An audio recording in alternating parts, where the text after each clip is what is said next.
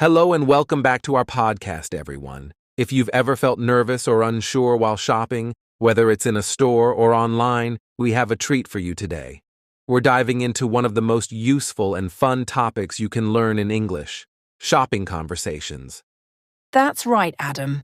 Today we're covering everything you need to know about shopping in English, from asking for sizes, discussing prices, and even complimenting something you love about what's on display. But we'll also take it up a notch with more advanced skills like bargaining and expressing disappointment when something doesn't quite work out. Shopping is more than just buying stuff. It's an experience, and being confident while talking in English makes all the difference. Think about it.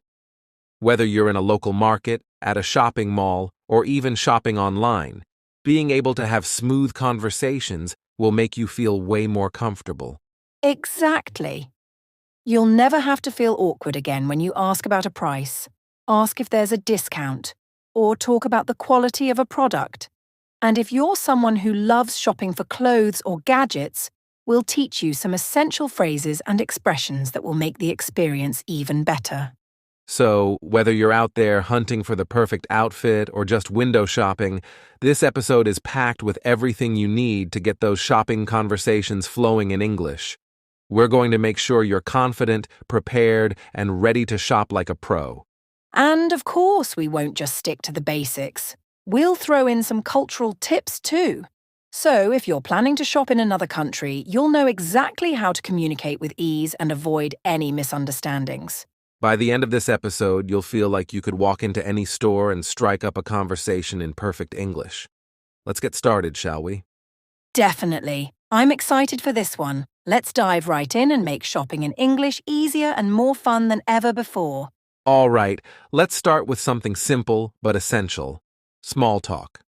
Small talk might seem like a small part of shopping, but it's actually key to feeling comfortable in any store or shopping situation.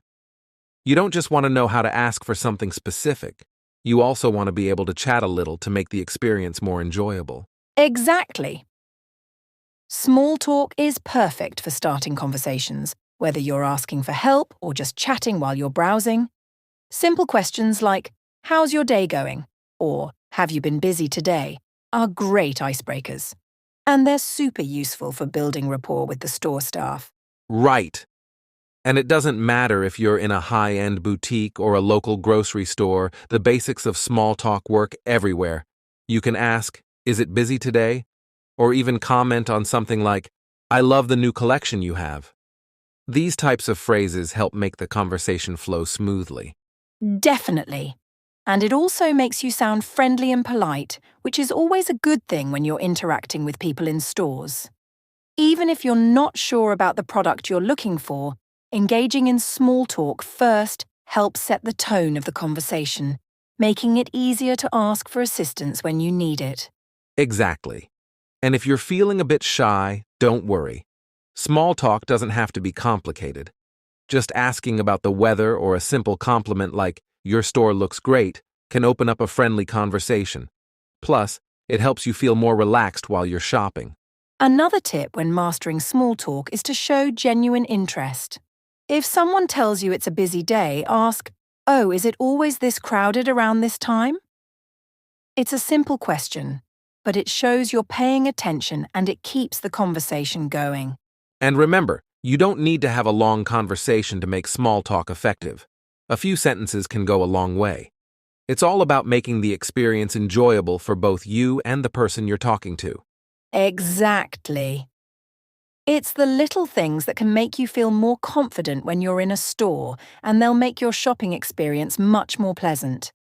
So, next time you step into a shop, try starting with a simple question or a compliment and see where the conversation takes you. All right, now let's talk about one of the most exciting and sometimes tricky parts of shopping: bargaining. If you've ever been to a market or a place where prices aren't fixed, you've probably experienced the thrill of trying to negotiate a better deal. And even if you're not in a traditional market, knowing how to bargain effectively can help you save money and feel more confident when you shop. Exactly, Adam. Bargaining is an essential skill in many cultures. In some places, it's expected, And if you don't try to negotiate, you might be overpaying without even realizing it. So, let's break it down. Bargaining isn't just about asking for a lower price. It's about creating a conversation where both you and the seller can walk away feeling good about the deal. Absolutely.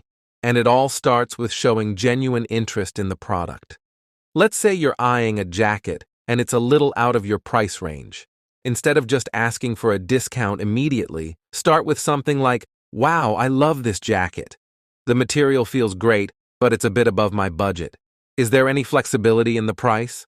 This immediately sets a friendly tone and shows that you're interested, but you're hoping for a little room to work with. That's a perfect way to begin, Adam. You're complimenting the product, which makes the seller feel good, and you're introducing your price point gently. Now, here's another tip. Ask for offers or discounts in a polite way. You could say, "Are there any discounts available today?" Or, "I've seen similar jackets for a bit less. Can you offer a better price?" These phrases are polite but direct, and they leave space for the seller to respond. Right. And when you make your offer, it's helpful to be clear and specific. Instead of just saying, "Can you lower the price?" be a bit more direct. "I was hoping to pay $50 for this jacket. Would that be possible?" This makes your request feel more reasonable, and the seller will know exactly where you stand. If the seller agrees, great. If not, they'll often offer a compromise, like a small discount or a bonus item. Exactly, Adam. And here's something important to keep in mind. You don't want to be too aggressive when bargaining. It's about being respectful and finding a middle ground. For example, if the seller says, "Sorry, I can't lower the price any further," instead of walking away immediately, you could ask, "What else could you add to make this a better deal for me? Maybe a small gift or free shipping." This keeps the conversation friendly, and you may still walk away with something extra. That's a great point, Sophia. Being flexible is key. Sometimes, even if the price can't go any lower, there might be other ways to sweeten the deal. Maybe you'll get a free bag with your purchase, or they'll throw in a small product. It's all about creating a win-win situation. And don't forget, tone matters. Bargaining doesn't have to sound like a confrontation. Keep your tone friendly and positive. When you ask for a better price, try using phrases like, "Is there any way you could offer a discount?" Or, "I really love this, but it's a little out of my budget. What can you do for me?" This keeps the mood light and respectful.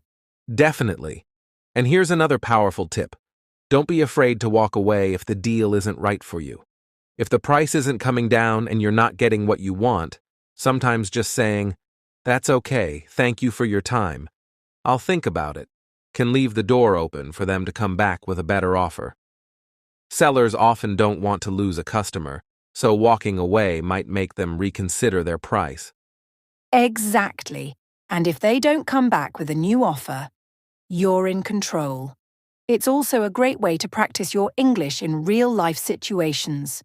You're using phrases that help you feel confident in any shopping scenario, whether you're in a local market or negotiating with a seller in a mall. And remember, bargaining is a skill, not just a transaction. Every time you practice, you'll get more comfortable, and your English will improve. Even if you don't get the best deal every time, just participating in the conversation builds your confidence. So, next time you're shopping, try out these tips and see what happens. Exactly, Adam. And even if bargaining doesn't always work, it's an opportunity to practice English and develop your conversational skills. And remember, the more you practice, the better you'll become at it. Well said, Sophia. Now that we've mastered bargaining, let's move on to another crucial skill in shopping, giving compliments.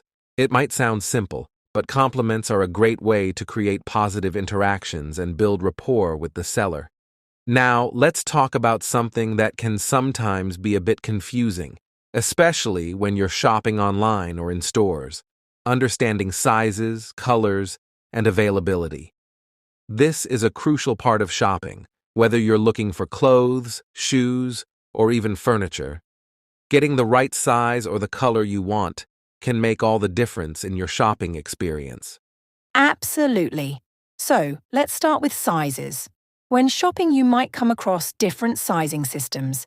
In many countries, clothing sizes are different.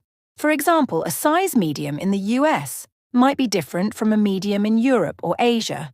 So, when you're in a store or online, it's important to check the size charts if they're available. A common phrase you can use is, "Can you tell me what size this is in US sizes?" Or, "I usually wear a medium. Can you check if this fits the same as my other clothes?" That's a great point, Sophia. It can be tricky to find the right size, especially if you're not familiar with the local sizing system. If you're trying something on in the store and it doesn't fit, don't hesitate to ask, "Do you have this in a bigger, smaller size?" Or, "What other sizes do you have in stock?" This helps ensure that you get the best fit possible. And let's not forget about colours. When shopping for anything, you'll often find that certain products come in a variety of colours. It can sometimes be difficult to remember the names of each colour, but a quick way to ask is, "Do you have this in black or navy?" Or, "What other colour options do you have for this shirt?" If you're unsure about the colour, you can also describe it. For instance, "Is this more of a light blue or dark blue?" Or, "Does this come in a more neutral tone, like beige or grey?" Exactly. Describing colors can be really helpful when you're unsure of a specific shade. And when you're shopping online, you can always check the product description for color details. You could say something like, "Do you offer free delivery if the item is out of stock?" Or, "How long would it take for you to get this in my size?" These questions will give you a better idea of whether it's worth waiting for the item or looking elsewhere. And if you're shopping online, it's helpful to check the product's availability and delivery times. Phrases like, "Is this item available for immediate shipping?" Or, "When will this be back in stock?" can help you find out whether the item you want is ready to go or if you'll have to wait a bit. Another good strategy for understanding availability is to ask about sales or promotions. For example, "Do you have any discounts on this item today?" Or, "Is this part of any ongoing promotions?" This helps you make sure you're getting the best deal available, especially if the item is popular and may go out of stock soon. Absolutely. And when you ask about promotions, you might also hear about special loyalty programs or memberships. You can ask, "Do you offer any rewards or membership discounts?" This could be a great way to save some extra cash if you plan to shop more often at the same store. So, to sum it all up, when it comes to sizes, colors, and availability, don't be afraid to ask for clarification. Use phrases like, "Can I get this in a different size?" Or, "What other colors do you have in stock?"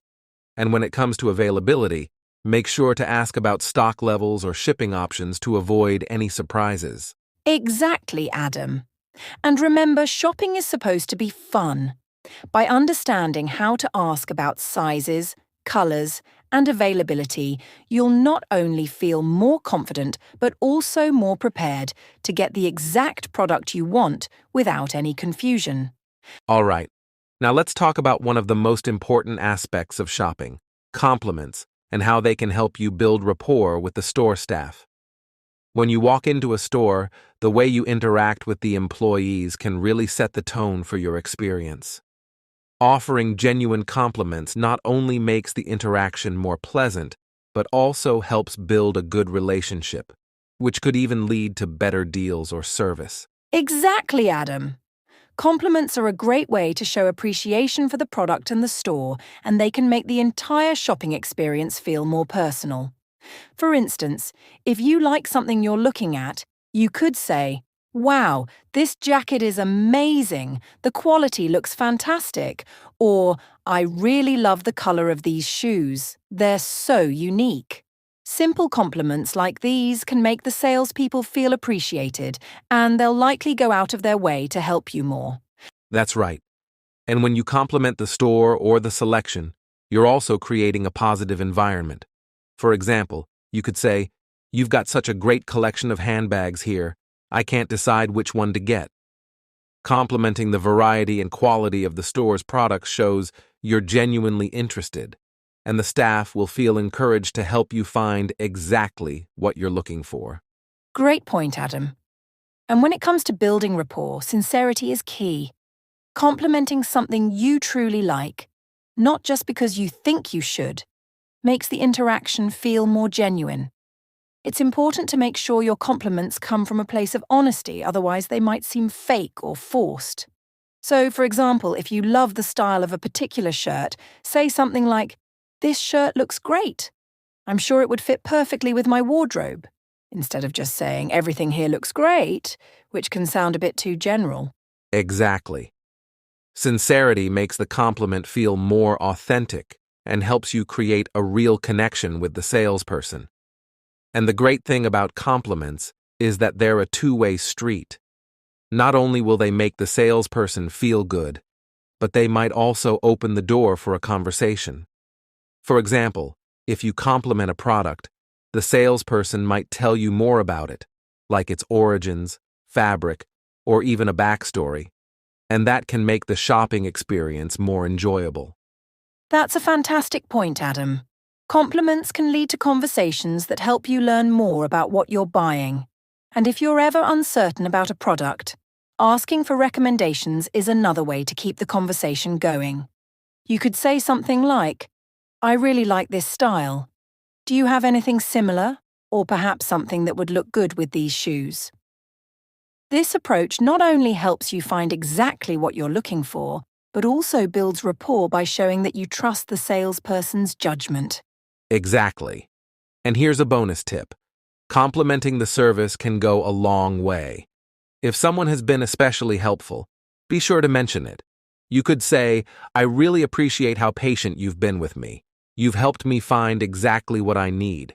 Not only does this make the salesperson feel valued, but it also helps create a positive relationship that could benefit you in the future, whether with better service or even future discounts. That's a great tip, Adam. Positive reinforcement like that can lead to a stronger bond with the store.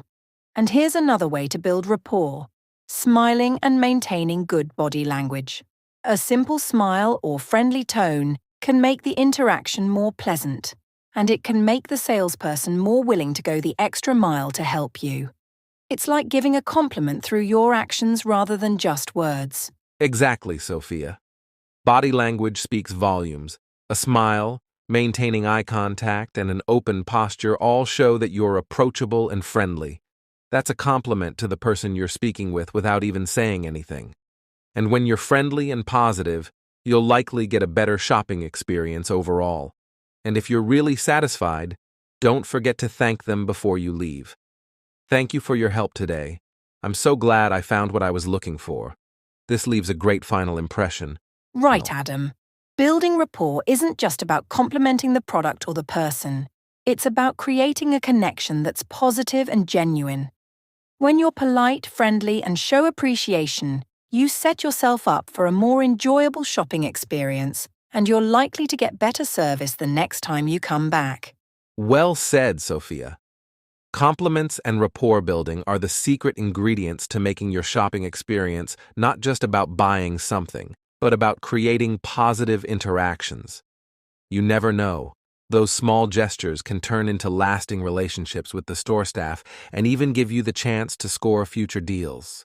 Exactly, Adam.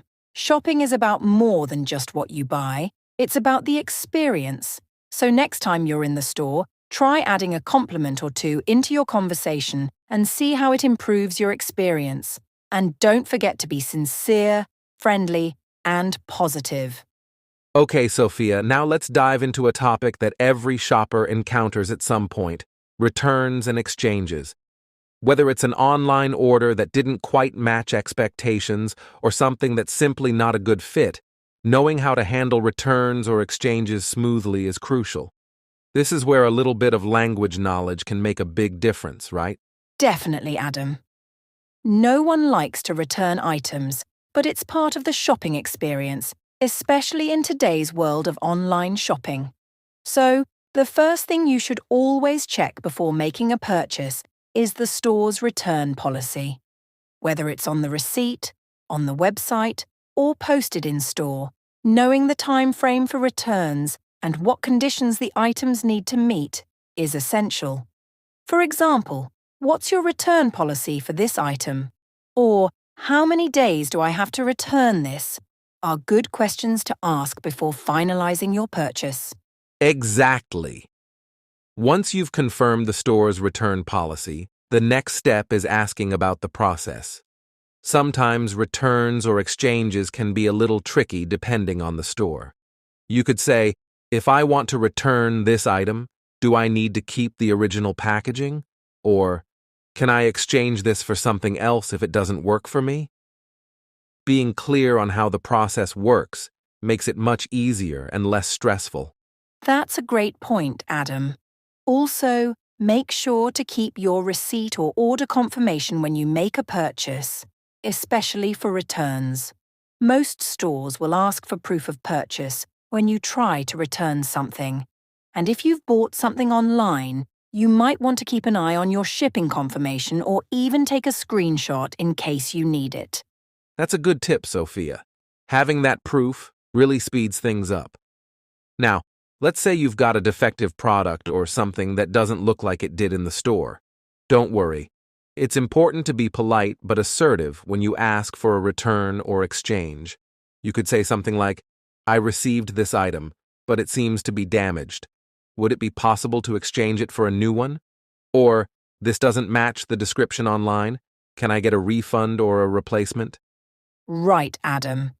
If the item is broken or doesn't match what you expected, stores are usually willing to help. And always remain calm and respectful. That goes a long way in making sure the store staff will help you resolve the issue as quickly as possible. You can say, I understand these things happen. Could you assist me with a return or exchange? Or, is there a manager available to help with this? Great advice, Sophia.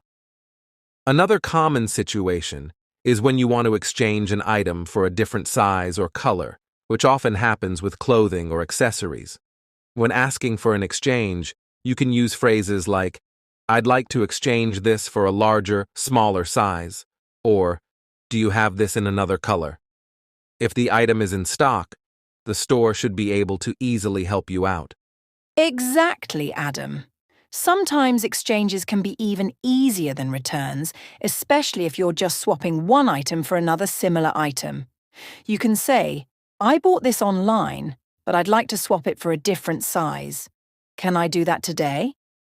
And if you're exchanging something for a higher-priced item, remember to ask about the difference. Do I need to pay the difference for the new item? Is a helpful question to ask if the exchange isn't equal. And what about if you're asking for a refund? It's important to know how to request it politely. You could say something like, I'd prefer a refund since I don't need this item anymore. Could you process that for me? If you've used a credit card or paid in cash, make sure to ask how you'll receive the refund. A good follow-up question could be, will the refund go back to my credit card, or will you give me store credit instead? Right, Adam. And don't forget that some stores offer store credit or a gift card if the return is outside the return window or if you don't have a receipt. If you're offered store credit, you can politely say, I'd prefer a refund if possible, but if not, I'll accept store credit. Just make sure you're clear on your preferences before agreeing to the terms. Exactly. And if you're returning an item without a receipt, some stores might ask for an ID to verify your purchase. You can say, I don't have the receipt, but here's my ID. Could you check if the purchase is in the system? Most stores can look it up if you paid with a credit card or loyalty card. Great point, Adam. Also, remember to ask about return shipping fees if you're returning something online. Some stores offer free returns, but others might charge for it. If there's a fee, you could ask, is return shipping covered, or will I need to pay for it? This way, you can avoid any unexpected costs. Absolutely, Sophia. Now let's wrap it up with some final tips. Whether you're dealing with a return, exchange, or refund, the key is to be clear, polite, and patient. If you're unsure about anything, don't hesitate to ask questions. A phrase like, can you explain the return process again, can help you avoid confusion. And always remember, Being friendly and respectful with store staff can go a long way in getting the results you want. Well said, Adam. Shopping should be fun, and handling returns or exchanges doesn't have to be stressful as long as you're prepared with the right language and approach. With a bit of practice, you'll be handling any shopping issue like a pro. Exactly, Sophia. So, don't worry the next time you need to return something. Just keep these tips in mind and make the process smooth and easy. Absolutely, Adam. Online shopping has become so common, and being able to express yourself clearly online is important.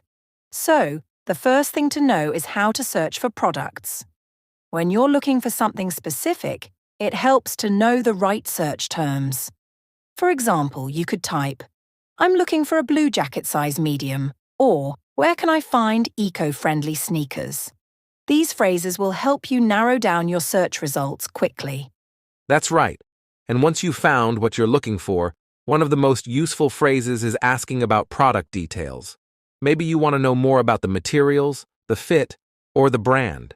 You could say, "Could you tell me more about this product?" Or, "What is this made of?" If you need help with sizing, you can ask, "Do you have a size chart for this item?" Or, "Can you confirm the measurements?" These questions will help you make sure you're getting exactly what you need. Exactly, Adam. Now, once you've decided on an item, you'll probably need to add it to your cart. You'll want to make sure it's in your cart before checking out. You could say, "I'd like to add this to my cart," or "Can I purchase this item now?" After that, you can review your cart, which is always a good idea before completing a purchase. Good point. Speaking of checking out, that's an important step in online shopping. When you're ready to complete your purchase, the process is often called checking out. You might say, "I'm ready to check out now," or "Can I proceed with the checkout process?" You'll also want to confirm the details, so you could ask, "Is my billing information correct?" Or, "Do I need to add a discount code?" Great tip, Adam. And then there's shipping. Shipping can be a little confusing sometimes, so it's helpful to know the right phrases. For example, "How long will delivery take?" Or, "What shipping options do you offer?" These questions ensure you know when to expect your item and what your options are. Don't forget to ask about shipping costs too. You can say, "Is shipping free for this item?" Or, "Can I choose expedited shipping?" Exactly, Sophia. And once you've placed your order, you'll receive a confirmation email or message. If you don't get one, it's always good to follow up. You could say, "I didn't receive a confirmation email. Could you check my order status?" Or, "Can you confirm that my order has been processed?" This helps you keep track of your purchase and avoid any surprises. And after your order is confirmed, there's always the possibility of a delay in shipping. It happens sometimes, so it's helpful to know what to say when this occurs. You might need to ask, "Has my order been delayed?" Or, "Is there any update on my shipping status?" If you're on a tight schedule, you could say, "Can you guarantee that my order will arrive by insert date?" This way, you'll know if you need to make any changes. Great point. Now, there are also times when you need to return or exchange an item from an online store. In that case, you might need to ask about the process. "What's your return policy?" Or, "Can I exchange this item if it's the wrong size?" Make sure you're clear about the timeline and conditions for returns, especially for online purchases. Exactly, Adam.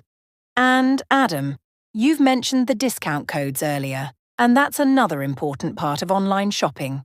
If you find a discount code or a sale, it's always good to know how to apply it.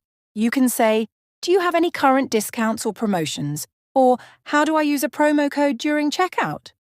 Being aware of sales helps you save money. That's right, Sophia. And lastly, sometimes you might want to ask about the security of your online transaction.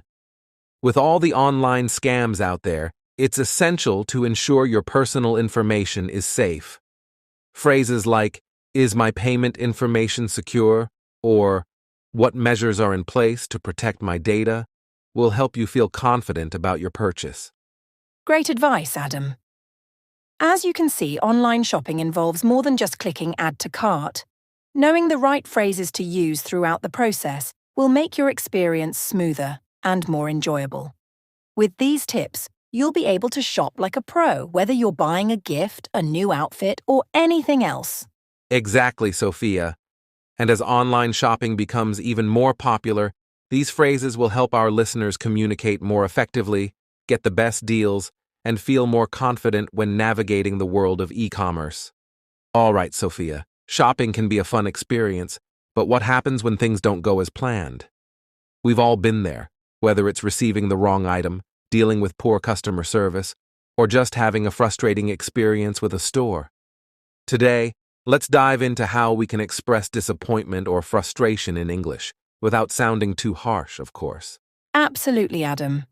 Expressing frustration or disappointment can be tricky, but it's really important to know how to do it in a polite yet clear way, especially when you want to solve a problem. So, let's start with the basics. If something's not right with the item you received, you might want to say something like, "I'm really disappointed with this product," or "This isn't what I expected at all." Exactly, Sophia. And if you're dealing with something like a damaged item or poor quality, you could add more detail to explain your disappointment. For example, "The item arrived damaged," or "This is not the quality I was expecting from your store." These phrases are clear and express your dissatisfaction without being overly harsh. Right, Adam. And sometimes, it's not just the product, but the whole shopping experience that can leave us frustrated. Maybe the delivery is late, or the service isn't helpful. You could say, "I'm really frustrated with the delivery delay," or "I've been waiting for weeks and still haven't received my order." These phrases help convey that you've been patient, but you're now reaching your limit. Great point, Sophia. Another way to express disappointment is by mentioning how it affects your plans. For instance, "This delay is causing a lot of inconvenience," or "This has completely messed up my schedule." It's a good way to show the impact of the issue on your day or week. Yes. And sometimes when the problem is caused by the store's error, you might want to express a bit more frustration. In this case, you could say, "I'm not happy with how this was handled," or "This is really disappointing, especially since I've been a loyal customer." These phrases highlight that you feel let down and expect better service. Definitely, Sophia. And if you're feeling frustrated during a conversation with a customer service representative, it's still important to stay calm but firm. You could say something like, "I'm having a hard time understanding why this happened," or "This situation is really frustrating and I'd appreciate a solution." These phrases show that you're unhappy, but you're still open to resolving the issue. Exactly, Adam. And it's also helpful to let the other person know that you're willing to give them a chance to make it right. For example, "I hope we can find a solution to this," or "I'd like to give you the opportunity to fix this." It shows that while you're frustrated, you're still willing to work with them to resolve the situation. Well said, Sophia. Sometimes when things don't go the way we want, it can feel like all hope is lost. But expressing disappointment effectively is about finding the balance between showing your frustration and keeping the conversation respectful and productive. Exactly. And remember, Adam, sometimes it's not just about expressing frustration, but also asking for what you need to make things right. You could say, "I'd like a full refund," or "Could you please expedite my order?" These are clear requests that help the store understand exactly what you expect. Absolutely. And lastly, if something is really bothering you, but you want to stay polite, you can always soften the tone a little with phrases like, "I'm afraid I'm not happy with this," or "I'm sorry, but I'm really disappointed by this." They make your point clear, but they also help keep things respectful. Right, Adam. At the end of the day, it's all about being clear and assertive, but also maintaining a level of respect for the person you're speaking to. Whether it's a shopping mistake, delivery issue, or product dissatisfaction, knowing the right way to express disappointment helps you feel more in control of the situation. Exactly, Sophia. And no matter how small or big the problem is, knowing how to express yourself properly will help you get a better resolution. So, the next time you're in a frustrating shopping situation, use these phrases and see how much easier it is to communicate your concerns. Now, Sophia, let's dive into something a bit more fascinating. When we're shopping, we often don't realize that cultural differences play a huge role in how conversations happen. What works in one country might not work in another, and the way people approach shopping can vary significantly across cultures. How can we navigate these differences when speaking English, especially in international settings? Great question, Adam. Yes, shopping is not just about buying things. It's about cultural communication too. For example, let's talk about personal space. In some countries, like the United States, people are more likely to keep a little distance when they're shopping. But in countries like Italy or parts of the Middle East, shoppers might be more comfortable with closer physical proximity. When shopping, especially in markets or smaller stores, it's not uncommon for a shopkeeper to stand very close to you, and that might feel a bit uncomfortable if you're used to keeping space. Absolutely, Sophia. That's a great point. And then there's the role of the salesperson in different cultures. In many Western countries, like the US or the UK, salespeople might approach you with a casual greeting and ask if you need help. It's often a way to offer assistance, but not necessarily to push you into buying something. But in countries like Japan, for example, the service is more formal, with a lot of respect and politeness involved. The salesperson might bow or use more formal language when addressing you.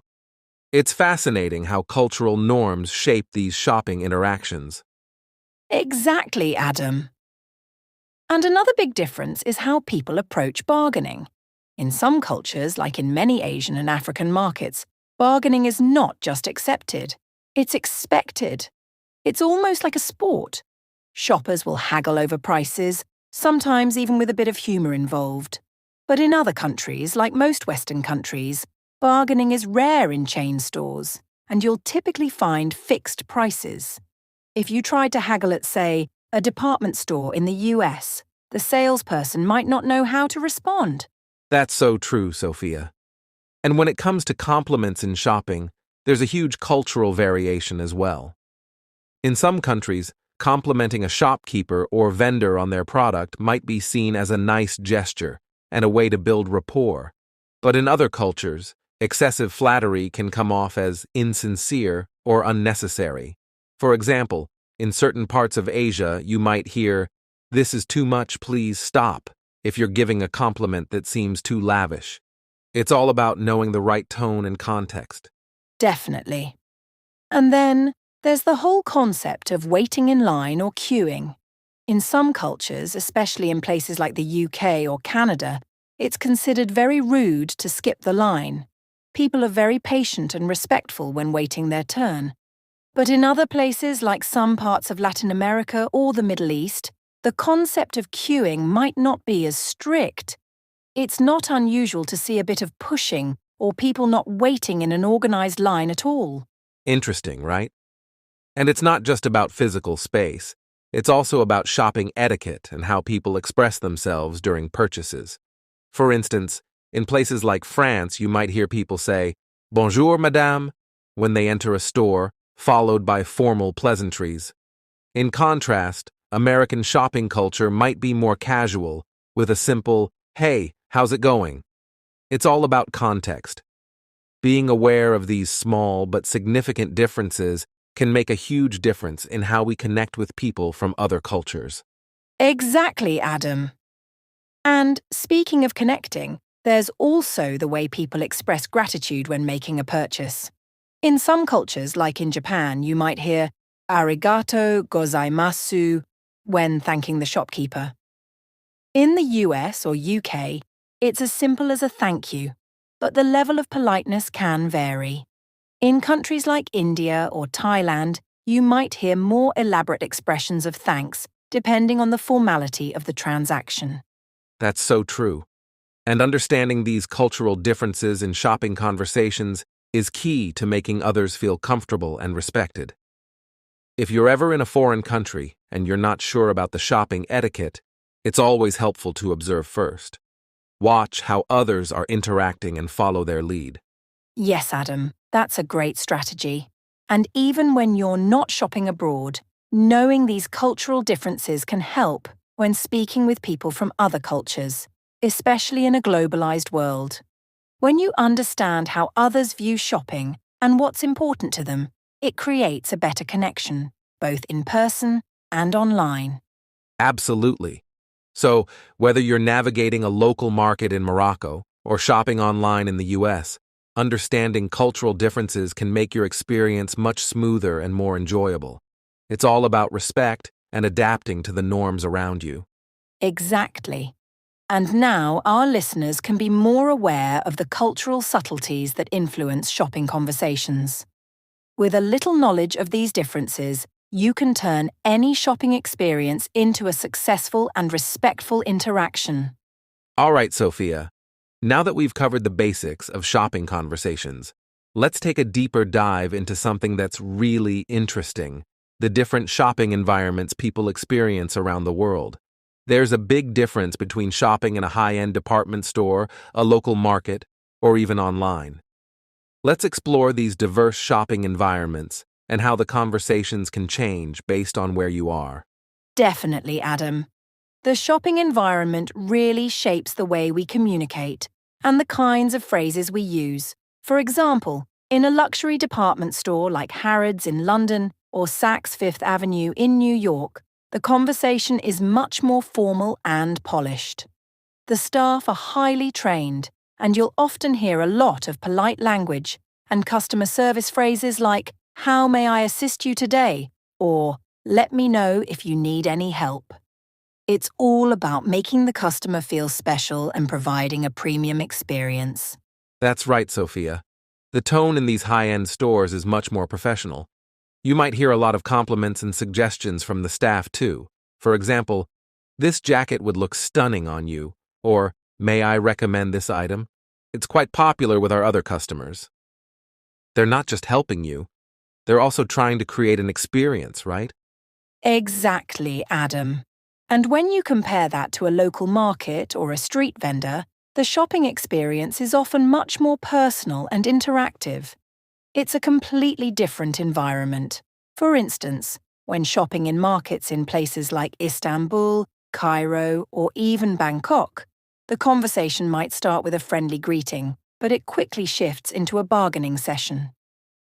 You'll often hear things like, "Where are you from?" or "What are you looking for today?" These are ways to build a relationship before starting the negotiations. Right, Sophia. And bargaining can really change the nature of the conversation. The vendor might start with a price, and it's expected that you'll try to lower it. This is very common in countries like Morocco, India, or Turkey. You might hear the phrase, "It's too expensive, but for you, I'll give you a discount." The whole dynamic is more about building rapport and working together to find a price that both sides are happy with. Exactly. In those settings, language and tone are more relaxed, and there's often a lot of humor involved.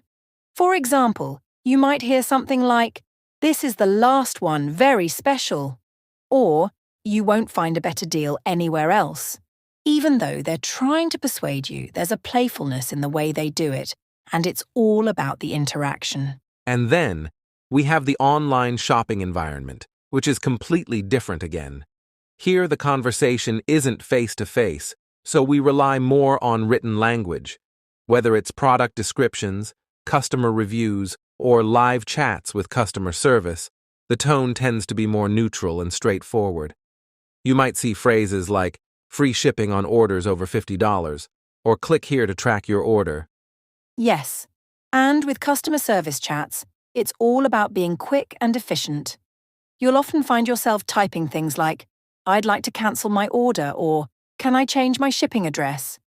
These conversations are more task-focused, and the responses are typically short and to the point.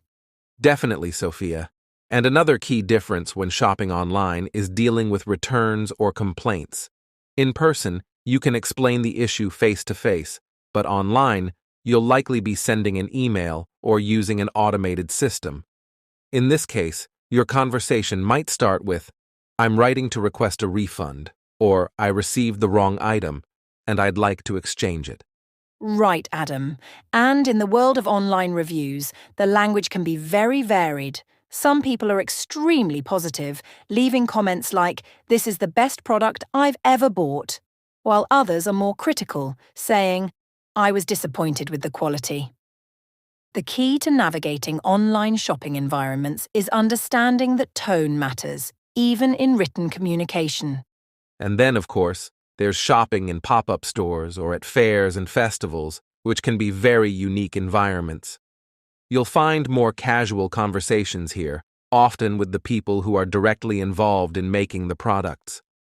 The tone is friendly and informal, and you might hear phrases like, "Check out this handmade bracelet," or "This is my favorite product, I use it every day." It's a much more personal and authentic shopping experience. Exactly, Adam. And even though the shopping setting is more casual, there's still a strong sense of community. People at these events often have personal stories to share about their products, and the conversation is more about creating connections than simply making a sale. So, whether you're in a fancy department store, haggling at a local market, shopping online, or browsing a pop-up shop, every environment has its own unique style of communication. Understanding these differences will help you adapt and communicate effectively, no matter where you are or what you're shopping for. Exactly, Adam. The more you understand the shopping environment, the better prepared you'll be to navigate it successfully. From the polite professional tone of a luxury store to the fast-paced, sometimes humorous exchange in a market, these environments all have their own charm and challenges. Well, that's all for today's episode, everyone. We've covered a lot of ground when it comes to shopping conversations, from bargaining in markets to understanding the tone in online shopping. I hope you found it useful and fun to explore how shopping experiences shape the way we communicate. Exactly, Adam. Whether you're shopping at a high-end store, exploring local markets, or browsing online, the language you use can really enhance the experience. Remember, the more you practice, the more confident you'll feel in any shopping environment. Yes, so don't forget to keep practicing and using these phrases next time you're out shopping. And if you've enjoyed today's episode, make sure to subscribe to the podcast so you never miss out on more practical tips to improve your English skills. Thanks so much for tuning in, everyone. We'll be back with more exciting topics to help you learn English in real everyday situations. Until next time, happy shopping and happy learning. See you next time, everyone. Take care.